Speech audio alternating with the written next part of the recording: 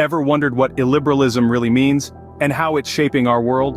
Let's start with liberalism. It's an ideology that emphasizes individual freedoms, equality, and the rule of law. It's rooted in the Age of Enlightenment, a time when thinkers began to champion reason over tradition. But was liberalism always around before we had a name for it? That's a topic for another day. Now let's talk about conservatism. It's often seen as the direct opposite of liberalism, emphasizing tradition, authority, and community stability. But the reality is more nuanced than that. Enter illiberalism. It's not just a lack of liberalism, it's a more complex concept, often associated with autocratic rule, suppression of individual freedoms, and dominance of the ruling elite. Interestingly, the world's ruling elites are predominantly illiberal, yet many democratic countries shy away from admitting it. Illiberalism isn't just a theory, it's a reality shaping our world. Let's take a closer look. Now, some may argue that former US President Donald Trump was a sort of messiah of illiberalism. His politics and policies often clashed with traditional liberal ideals, particularly in areas such as immigration and trade. But he's not alone on this stage. Across the pond, there's Hungarian Prime Minister Viktor Orban, a man who could be seen as the John the Baptist of this movement. His government's actions, from tightening control over media to rewriting the constitution, have raised eyebrows and sparked debates about the rise of illiberalism. But here's a question to mull over.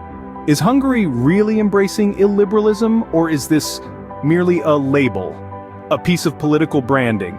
After all, labels can be deceiving, and it's worth peeling back the layers to understand the truth. But is Hungary truly illiberal, or is this just political branding?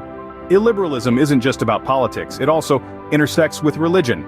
Now, you might be wondering how these two seemingly disparate worlds collide. But think about it. Illiberalism at its core is about a resistance to change and a hankering for tradition. Religion, too, is often about preserving age-old traditions and belief systems. In societies where illiberal ideologies prevail, we often see a strong intertwining of religion and governance. These societies may use religion as a means to justify illiberal practices or to preserve a sense of national identity. It's an intricate dance of power, belief, and control. On the other hand, it's also important to remember that there are plenty of religious communities around the globe that are quite liberal and progressive. So, while there can be a connection between illiberalism and religion, it's not a universal rule. The lines between politics, culture, and faith often blur in the world of illiberalism. As the world becomes more illiberal, what happens to globalization? It's a question that keeps many up at night. The rise of illiberalism, with its focus on nationalistic ideals and policies, suggests a retreat from the interconnectivity that globalization promotes. As nations become more self-focused, barriers rise, and international cooperation shrinks. Trade wars could replace free trade agreements. Borders could tighten, limiting the free flow of people and ideas. This shift from a global community to fragmented nations could trigger a domino effect, rippling through economies, politics, and societies worldwide. Yet it's not all doom and gloom. Every end heralds a new beginning. The end of globalization could pave the way for a more equitable world where nations prioritize their own citizens over multinational corporations. It may encourage a reevaluation of current systems, leading to more sustainable and balanced growth. Could the end of globalization signal the beginning of an illiberal world? Only time will reveal the full impact of this seismic shift.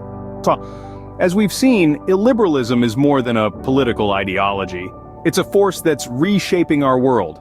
It's not about being the direct opposite of liberalism, nor is it simply a label for the ruling elites.